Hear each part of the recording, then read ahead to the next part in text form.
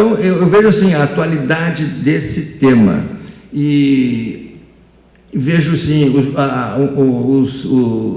os jornais hoje atribuem, todos estão com queda de circulação, alguns com quedas brutais. Alguns dos principais jornais brasileiros perderam 40%, 50% da circulação que tinha um tempo atrás. É um negócio violento. Isso, ou fechar. E, no entanto, isso é uma crise brutal. Isso não aparece. Não se fala disso, porque quem deveria falar não quer falar. Né? A imprensa está feito avestruz, meteu a cabeça para baixo do buraco e não quer ver essa crise que é dela, que é muito dela. Né? Então, eu acho o seguinte, que vai acontecer alguma coisa, vai ter que haver uma mudança. Essa realidade, essa situação que está posta aí, ela não atende às necessidades desse processo brasileiro. E esse processo brasileiro está criando condições para que surja alguma coisa nova. E não vai surgir uma coisa nova da teoria, não vai surgir uma coisa nova da teoria. Vai surgir, o novo surge de uma nova prática. Então, vai ter que haver, em alguma instância, em algum momento, condições para que se desenvolvam pequenos projetos de porte médio, que possam testar novas linguagens. Hoje, a interpretação, a justificativa comum dessa crise dos jornais, da queda de circulação dos nossos grandes jornais, é a internet. Eu acho que isso responde apenas em parte ao problema. A internet provavelmente tem alguma influência nisso, mas acho que a culpa maior é dos próprios jornais. O modelo de jornal que está sendo feito, que não atende mais às demandas principais. Eu ainda sou um comprador de jornais. Eu fico espantado, porque aqui em Porto Alegre 3 ou 4 bancas que vendem os jornais de fora do Estado. 3 ou 4 bancas que vendem, que são caríssimos, né? Mas eu ainda compro, por um hábito de décadas, eu compro.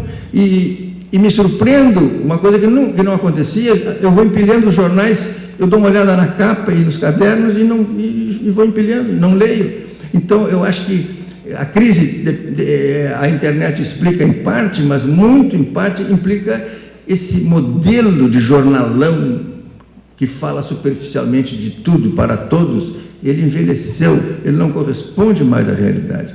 Qual é o novo modelo? Não sei, ele tem que ser testado, tem que haver experiências, tem que haver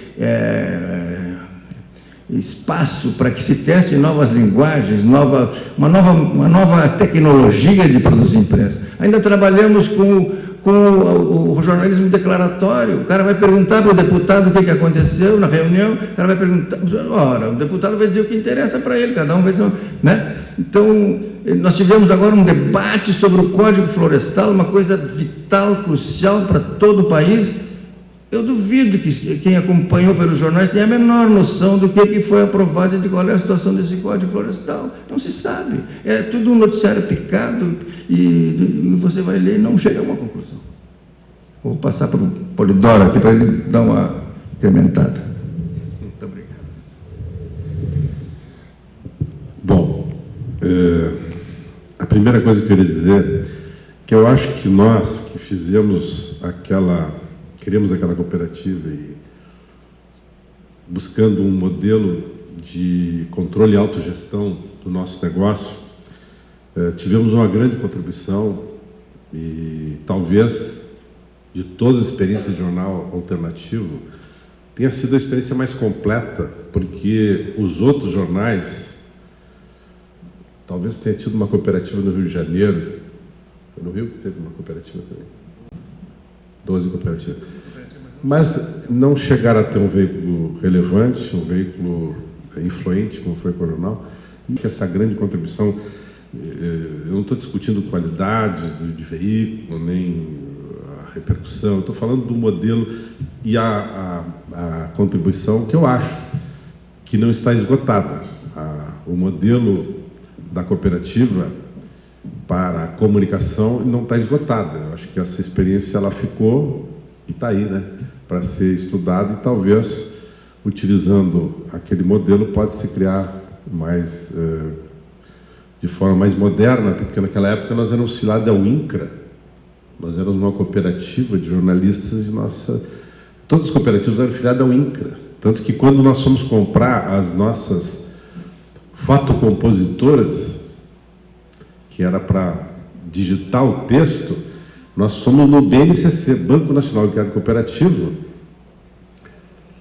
e só conseguimos isso porque nós conseguimos convencer um cidadão, que depois o Vieira vai dizer o nome dele, que eu não me lembro, que era diretor financeiro, diretor de crédito do BNCC, de que, sem ter silos para armazenar grãos para dar em garantia da nossa operação, nós tínhamos cérebros que eram silos de ideias. Vera? Conseguimos convencer. E como era o nome dele? Era Geisel? Henrique Geisel.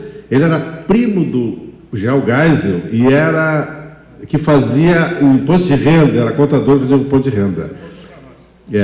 Então, se nós não tivéssemos conseguido falar com uma pessoa tão influente como aquela, tão sensível como aquela, né, a gente não teria comprado a fotocomposição e fotolito, como nós conseguimos. Mas uma coisa que eu acho importante dizer é o seguinte: nós, às vezes, nós dizemos, eu já ouvi várias vezes a gente, eu digo nós aqui, porque eu me incluo, saudar esse movimento de resistência democrática, jornalismo independente, como uma grande barreira de contenção, de certo momento, da pressão aos veículos, à comunicação. Mas eu acho que nós temos que registrar que alguns dos grandes veículos da grande imprensa brasileira também tiveram um papel importante. Nós não podemos esquecer que grandes veículos, principalmente o Estado de São Paulo e a revista Veja, né, podemos dizer o que dissermos hoje de alguns veículos como eles são hoje. Mas naquela época, esses veículos tiveram coragem, seus donos, imagina, dono de uma empresa que empregava 1, 2, 3 mil funcionários com máquinas gigantescas, gráfica, enfrentando um regime militar e publicando coisas que eram, ou tentando publicar alguns conteúdos que eram retirados pelos censores, e eles ainda botavam lá receitas de bolo e versos de Camões. Eu acho que isso aí não pode ser esquecido por uma questão de justiça histórica, né?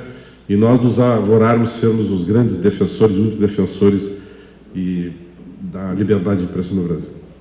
E muitos jornalistas que então eram dirigentes, né, do sindicato em São Paulo, me lembro bem do Aldário Dantas, que hoje ainda está em ação, ele é editor da revista Negócios da Comunicação, feito pela editora Segmento de São Paulo. É uma atividade não muito rentável, provavelmente hoje, mas está lá dignamente ganhando sua vida. A ABI também teve um papel importante. Bom, eu ouvi atentamente o Elmar e acho que o Elmar é um dos jornalistas mais importantes que o Brasil já produziu. E eu que fui sócio dele tantos anos, nós somos, de certa maneira, sócios intelectuais. Mas nós tivemos juntos uma empresa, quando saímos da Folha da Manhã, saímos juntos da Folha da Manhã, fundamos uma empresa, depois nós fomos absorvidos pela Coronel, nós somos 2 pessoas que foram absorvidas. E o Elmar tem um papel, né, muito interessante aí no nosso grupo, historicamente, de ser um questionador, né, profundo e muito inteligente, muito arguto, do modelo da imprensa e como a imprensa se organiza e como os jornalistas muitas vezes se submetem a certas situações e não produzem com qualidade, com coragem aquilo que deveriam. Então, eu quero primeiro saudar esse papel e de registrar bastante fortemente o papel do Elmar. Mas eu acho que essa questão da comunicação contemporânea, ela vai muito além das questões que envolvem o modelo da imprensa brasileira, Porque a questão da comunicação é uma questão global hoje. Hoje nós não somos diferentes dos outros países, nós não estamos aqui fazendo coisa diferente do que se faz na Argentina, do que se faz na Europa, nos Estados Unidos, né? Nós fazemos imprensa dentro do modelo de viabilização através de um modelo de negócios, onde tem uma mídia que paga e um produto que tem que atender um interesse de mercado, e se não atende aquele interesse de mercado, ou seja, se não tem um número X de leitores, não tem mídia, etc. Talvez se possa registrar assim, como um fato relevante que atrapalha, do meu ponto de vista, um pouco a imprensa brasileira, é o modelo de negócios criado a partir do momento que os grandes veículos criaram um negócio chamado BV, bonificação de volume. Essa tal bonificação de volume é uma remuneração que os grandes veículos dão às agências de publicidade, além da mídia normal que eles já encaminham. Ou seja, quanto mais anúncio, quanto mais mídia se concentra num veículo, mais o veículo devolve para a agência, além da comissão normal. E é algo que está institucionalizado aí por todo mundo. Esse modelo é altamente concentrador, porque o volume gera volume, ou seja, quanto mais eu coloco lá, mais eu ganho. E com a mudança no quadro de formação do capital das grandes agências brasileiras, que está praticamente todo ele internacionalizado, das 20 maiores agências do Brasil, 18 são multinacionais. E principalmente depois da crise econômica de 2008, 2009, o BV passou a ser um componente extremamente relevante na receita das agências, grande parte delas geridas por sócios brasileiros, que eram donos das agências, venderam uma participação maior, e hoje mesmo minoritários, são os gestores e que têm que entregar para o acionista o lucro. Né? Então, e como as grandes empresas têm essa prática, né, as outras empresas acabam sendo levadas a ter esse comportamento também, e muitas vezes precisam até aumentar um pouco o percentual de BV para poder ter o retorno que precisam. Eu acho que esse é um dos fatores mais importantes na concentração da mídia no Brasil. Mas a concentração, ela é um dos fatores relevantes, mas nós hoje vivemos um momento em que as novas mídias, através de novas tecnologias, permitem a criação de novos modelos de negócio que são alternativos ao modelo da chamada grande mídia. E aí, Elmar, eu acho que entra uma questão, né, de quem é a imprensa alternativa hoje, porque ela provavelmente não será a imprensa impressa em jornal, em papel jornal ou papel de revista. Né? Essa imprensa que vai ter que viver com muito pouco recurso, vai ter muita dificuldade de financiar as suas reportagens, porque isso demanda recursos, né? Ir para o Uruguai, locar um táxi, né? Botar gente, pagar almoço, janta para essa gente, pagar salário, não é tão simples assim. Esse recurso tem que vir de algum lugar.